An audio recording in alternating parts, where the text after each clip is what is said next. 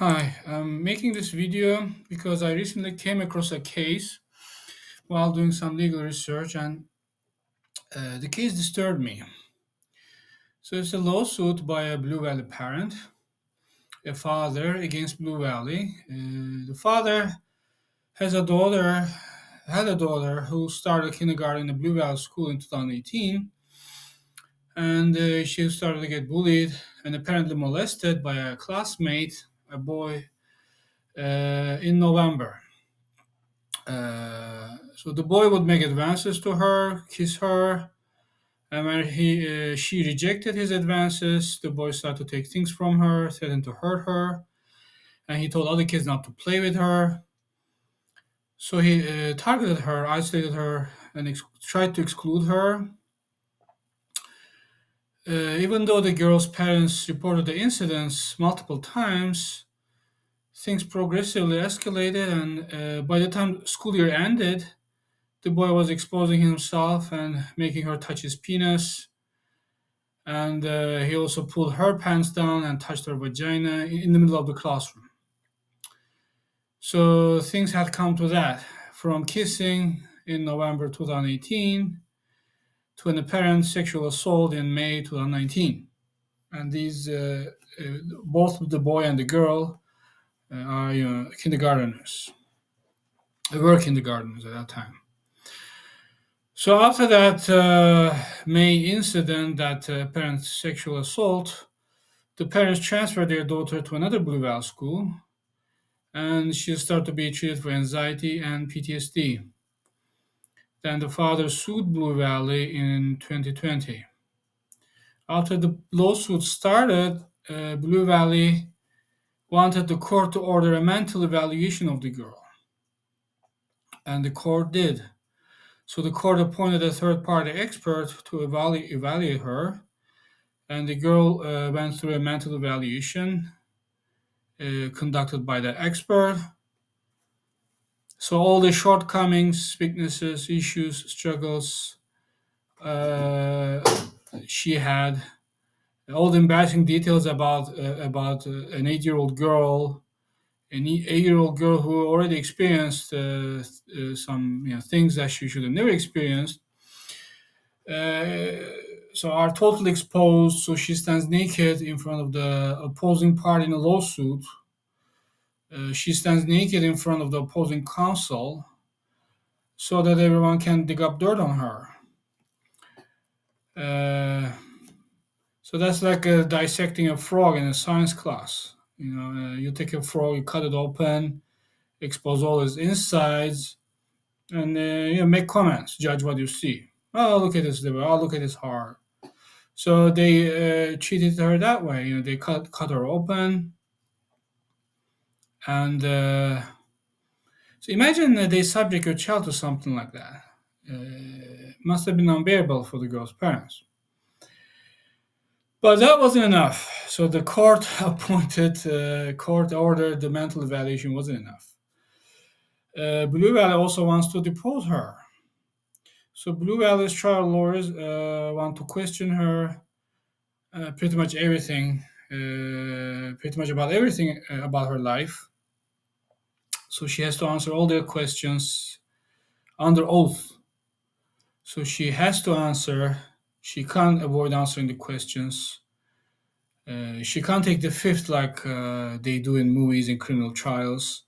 She has to answer, uh, all the questions under oath. And the way lawyers do depositions, you may have been in a deposition yourself, or you may have watched a video recording of a deposition on TV, on the internet. So lawyers clearly play mind games. They try to destroy your credibility. They try to make you conflict with yourself. They ask leading questions. They ask suggestive questions. They try to elicit the answers they want from you. So if you're an adult and if you're suing someone, so that's something you have to go through. You should be able to go through and overcome. Otherwise, don't file a lawsuit in the first place. But subjecting a vulnerable 8-year-old to a deposition by the opposing counsel, not even a third party expert. It's like throwing a sheep among a pack of wolves so they can rip the sheep apart. That's really totally unacceptable in my book. Uh, Letting the girl, 8-year-old girl, vulnerable 8-year-old girl, be deposed by the opposing counsel.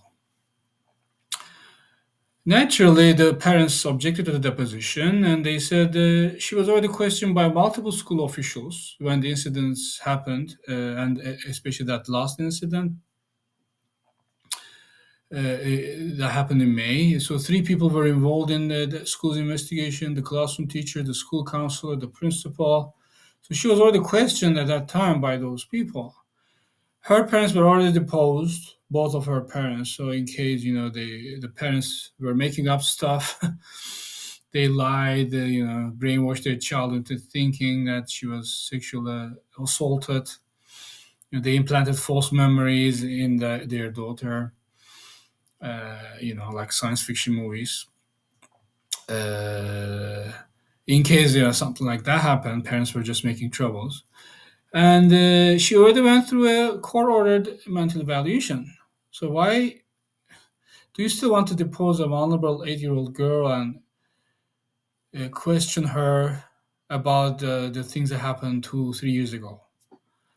To re-traumatize her, to make her believe that she's a liar, to make her believe that she was the perpetrator and the boy she accused was actually the victim.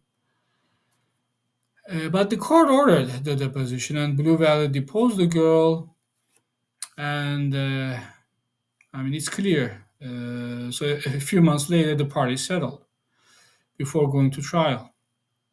So basically, as far as I see, this mental evaluation plus on top of that the deposition basically ruined the girl's case, the parents' case against Blue Valley. And the lawyer of the girl was a lawyer, Daniel Zmijewski. So he's a very big lawyer, very experienced in child sexual abuse lawsuits against schools, school districts. He has an excellent track record as a lawyer. But according to the settlement, he could only get less than 60,000, which is presumably his hourly attorney fees. Luckily, the girl got a bit more than that, and parents got peanuts, which is fine. I'm sure they didn't do it for money. The settlement tells you that anyway. So it's really pathetic that the girl in the case had to go through a mental evaluation, and on top of that, a deposition. And it's really pathetic that the entire lawsuit was based on the statements made by a 6-year-old at that time. And the court has to reach a judgment based on her recollection of the events that happened 2, 3 years ago. So imagine a third grader is asked to remember the details about several incidents that happened in kindergarten. If you have a third grader, try asking him or her, what happened in kindergarten. They can remember the major incidents, but when you dig deeper, you will get some unreliable information, unreliable narratives. So third graders can't even give a reliable account of an incident that happened on the same day. They omit details, they mix up the sequence of events. They can sort of tell you broadly that something happened, but they can't give reliable details. For example, I saw written statements of some third graders accusing a classmate of doing something to another classmate's code. So I saw 4 writings, okay, 4 written statements by 4 different students. So one wrote he sat on her code, one said he sneezed on her code, one said he stepped on her code, and another said he farted on her code. So none of them said why. and none of them said what happened before, what happened afterwards. So there's no context. What prompted him to do something like that. So there's no detail, conflicting accounts. Uh, so the big picture you can draw based on an 8-year-old's statements is always will always be largely incomplete. So that's why generally kids younger than 13 are normally not treated as competent, reliable witnesses in court. And even some states have laws against that, against using minors as witnesses. Minors, I mean kids younger than 13 or 14. Especially kids under 10, for me, it's really unreliable. It depends on the kid's maturity too, the development. But anyway, back to the case against Blue Valley. So we are talking about a lot of incidents that happened from November till May in that kindergarten year over a period of 7 months. And these incidents happen in the classroom, outside the classroom, outside, outdoors during recess. They happen in front of all the classmates, under the supervision of at least one adult. Because the kids are never left without adult supervision at school, elementary school students. And at times there were as many as 3 adults in the classroom. And yet, almost all the evidence we have in the case is the victim's testimony, the 6-year-old girl's testimony. Um, so I find this really ridiculous. We need surveillance cameras in classrooms and in common areas in schools to identify the problems, to spot the problems so we can solve them on the spot. Or we can take precautions to prevent them from happening again. We know from all these lawsuits that for some reason, adults at school don't even witness most of the incidents, let alone deal with them competently. And without surveillance footage, we just allow problems to escalate, to snowball, and to spill over. In the end, you have sexual assaults, death caused by bullying, suicide caused by bullying, and even school shootings. So all these disturbances, school disturbances, reach a climax, and something really bad happens, like sexual assault, or death, or serious injuries, and they all add up, and they all lead up to a school shooting in the end.